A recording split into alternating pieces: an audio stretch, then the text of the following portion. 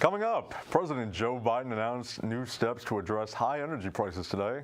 Russian President Vladimir Putin has enacted martial law in parts of occupied Ukraine, and all eyes are on Georgia as early voting begins in the midterm elections. Plus, a look at your Plattsburgh weather, entertainment, and sports tonight on PS News.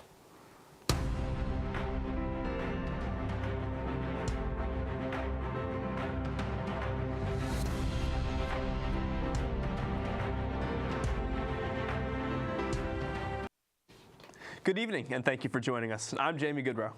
And I'm Joe Mason. And the teleprompter is doing that. Our top story tonight, President Joe Biden is addressing inflation and taking steps to lower costs, starting with the energy sector. He formally announced the sale of an additional 15 million barrels from the Strategic Petroleum Reserve today, hoping to rein in gas prices ahead of the midterm election. Speaking from the White House, he addressed oil producers directly, challenging them on record profits many companies have seen in recent months. My message to the American energy companies is this: you should not be using your profits to buy back stock or for dividends. Not now, not while a war is raging. You should be using these record-breaking profits to increase production and refining. Invest in America for the American people. Bring down the price you charge at the pump to reflect what you pay for the product. You still make a significant profit. Your shareholders will still do very well, and the American people will catch a break they deserve and get a fair price at the pump as well. President Biden also recently announced $2.8 billion in grants for domestic battery supply chains. Officials say the goal is to strengthen the supply chain and move the U.S. away from dependence on China. The formation of American Battery Materials Initiative was also announced as, quote, a new effort to secure critical minerals used for power, electricity, and electric vehicles. Russian President Vladimir Putin has declared martial law in 4 Ukrainian regions that Russia claims to have annexed. Vladimir Putin. In this regard, let me remind you that in the Donetsk People's Republic, the Luhansk People's Republic, as well as in the Kherson and Zaporizhia regions, martial law was in effect before joining Russia. Now, we need to formalize this regime within the framework of Russian legislation. Therefore, I signed a decree on the introduction of martial law in these 4 subjects of the Russian Federation, so it will be immediately sent to the Federation Council. This comes after the new Russia-installed commander in Ukraine's Kherson region said the situation there is, quote, very difficult in a rare TV interview. Other pro-Russia leaders there have started evacuating civilians. Meanwhile, Moscow continues its aerial attacks across Ukraine, targeting the country's power infrastructure. Strikes are expanding across France as more workers walk off the job, demanding higher pay. They include teachers and transport workers. With inflation soaring, the sweeping job action has become a major test for President Emmanuel Macron since his re-election in May. France is already reeling from a weeks-long oil worker strike, causing shortages at the gas pumps. That pushed President Macron to hold a crisis meeting Monday with his top ministers. The Congressional Select Committee investigating the January 6th Capitol attack is seeking more emails from attorney John Eastman. He was the Trump lawyer behind the legal theory that then Vice President Mike Pence could block Congress's certification of Joe Biden's election win. A federal judge is ordering him to provide all communications with attorneys working for Trump about the election litigation. He must also hand over materials related to his proposal for Pence to disrupt certification of the 2020 election. The committee already subpoenaed Chapman University, where Eastman was employed, for emails he sent on his university account. He challenged that subpoena. The judge has since helped the committee obtain scores of Eastman's emails. Georgia's top election official says midterm voters turned out in record numbers on the first day of early in-person voting. More than 131,000 people cast ballots on Monday, an 85% increase from the last midterm vote back in 2018. There are more than 7 million active voters in Georgia. Georgia is home to a critical series of midterm races for the U.S. Senate, the U.S. House, and the statewide posts, including governor and secretary of state. The state's new elections law allows in-person early voting through the election day on November 8th. But the law also makes it harder to vote through the mail. Civil rights groups are paying close attention to this first general election under the revised guidelines. Coming up after the break, President Biden is rallying voters around abortion rights ahead of the midterms. And New York City opened a new facility for migrants today. Stay with us. Dance Corps makes me feel confident. Dance Corps means to me family. Dance Corps is motivating. Dance Corps means new friends. Dance Corps means old friends. Dance Corps means unity. Dance Corps means creativity. Dance Corps means love. Dance Corps is fun. Dance Corps means friendship. Dance Corps is exciting. Dance Corps is my support system. Dance Corps is my favorite thing.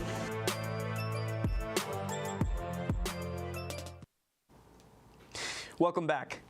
President Joe Biden is promising an abortion rights law as Democrats try to rally voters.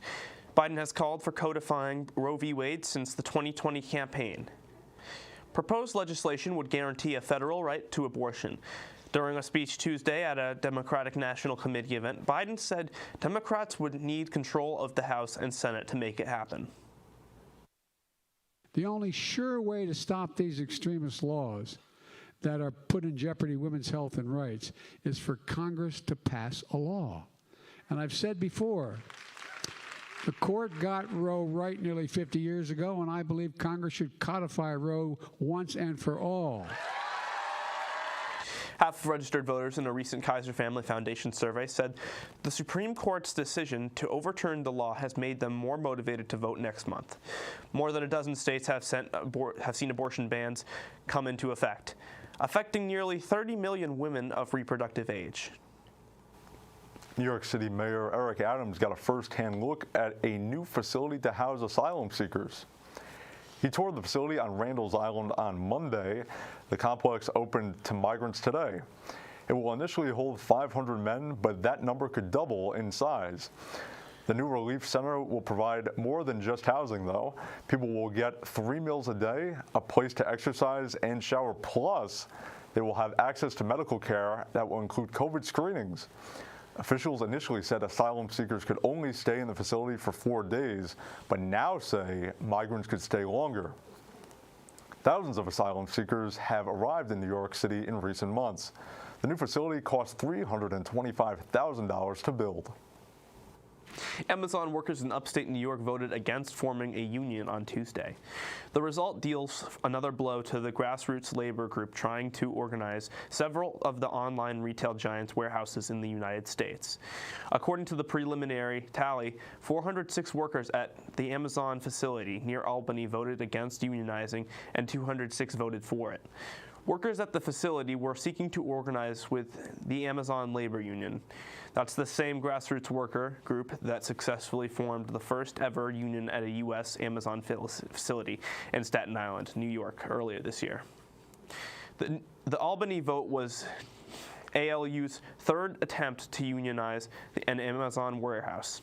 It also fell short of securing a union win at a smaller Amazon facility, also located in Staten Island.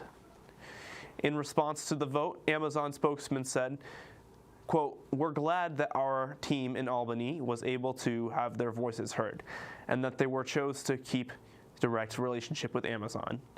But union leaders have accused Amazon of improperly interfering with the unionization process, which could lead to legal battles over the result." When we come back, we'll take a look at your Plattsburgh weather and entertainment news. Stay with us.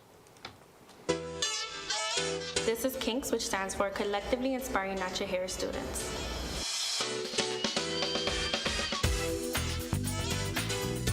We like to promote people to embrace their natural hair and just love who they are. Every spring semester we have a hair show, so if you're interested in modeling, hairstylist, and a makeup artist, this is something to look forward to every spring.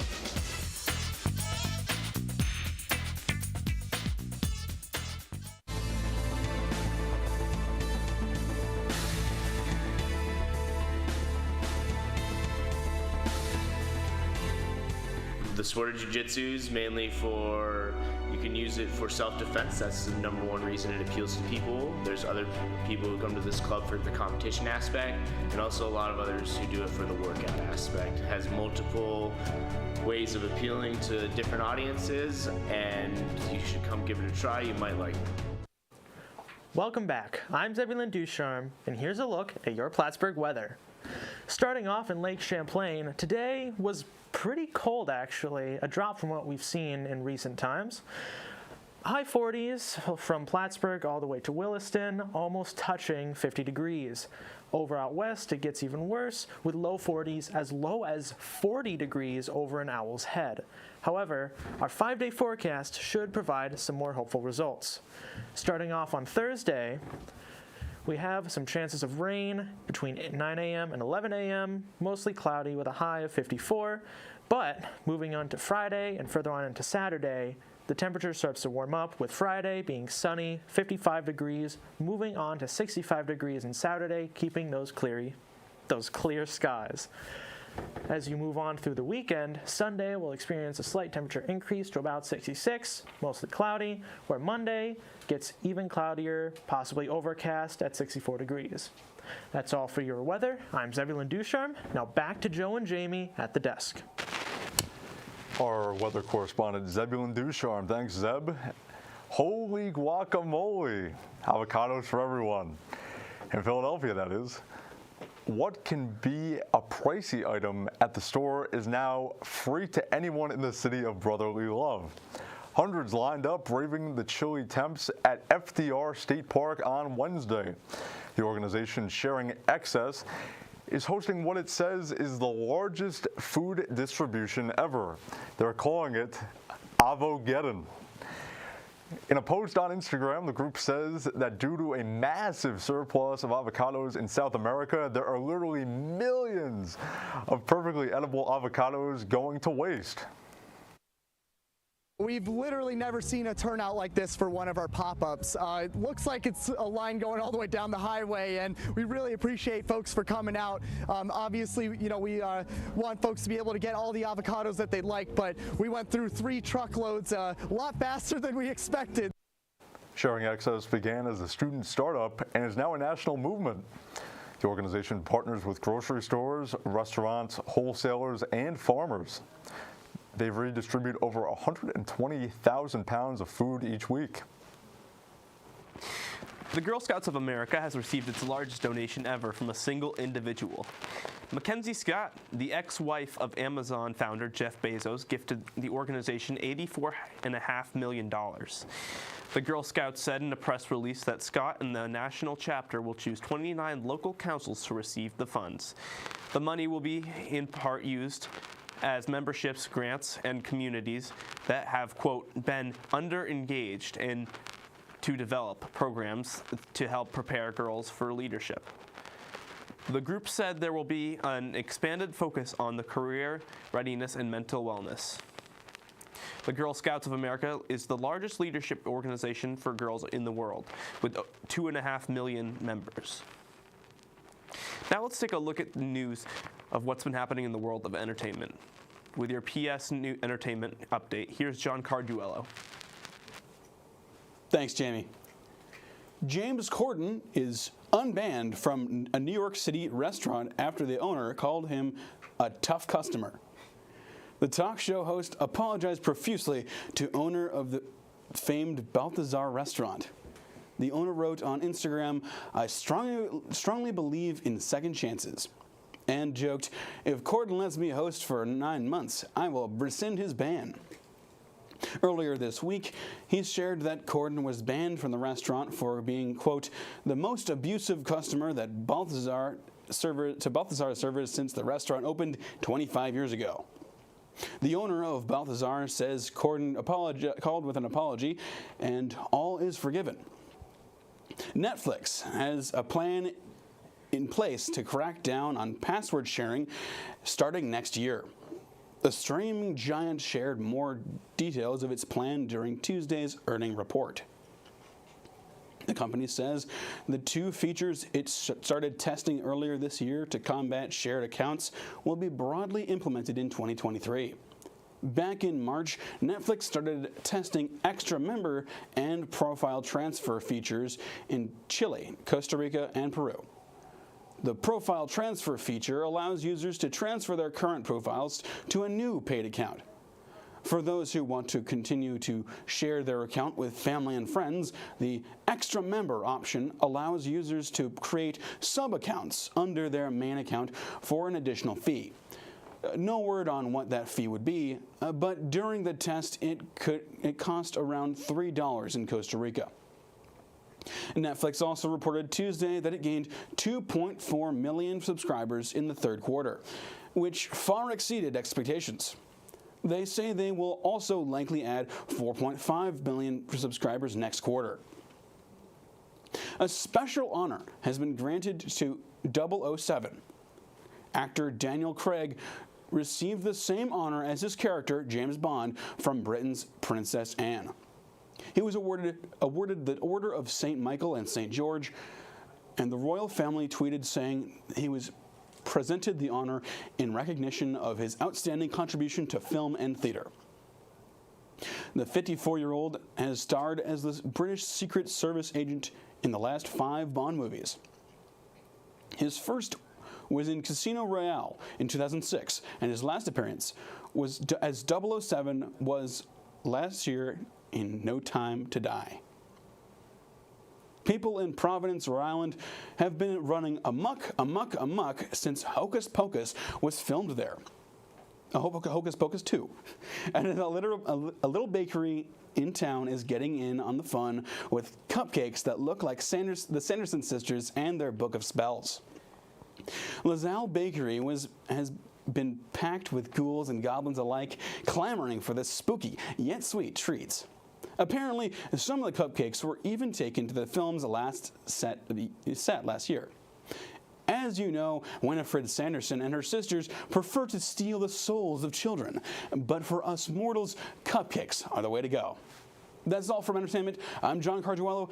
When we come back, we'll have Bruce Juno with your PS Sports Update. What am I looking at here? It's a spaceship. From where? From space. All right, people, let's hit these guys with some PSTV.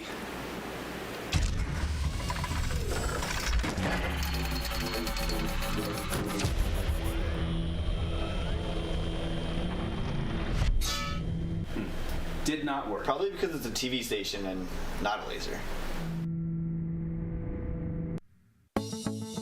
If you have been looking for a quiet place to study, work, and learn, look no further than Feinberg Library. Beyond the many books you can choose from, there are study areas where you can get some work done, and even a deep, quiet area for when you need complete silence. There are plenty of computers available for all students to use, and if you need extra help on assignments, you can meet with a tutor in the Claude J. Clark Learning Center. For any of your academic needs, come to Feinberg Library, where you can access the world. Welcome back. With your PS Sports Update, I'm Bruce Juno. Tom Brady is opening up some about the conflict between his home life and playing professional football. On the Let's Go podcast Monday, the 7-time Super Bowl champion made remarks comparing his NFL seasons to military deployment. Brady said, quote, "I almost look at a football season like I'm going away on deployment for the military, and it's like, man, here I go again." Earlier this month, Brady and his wife, Gisele Bündchen, reportedly each hired divorce attorneys. They have been married since 2009 and have 2 children together. In an interview with Elle magazine published last month, Bündchen said she had concerns about her husband returning to the field after initially retiring last winter.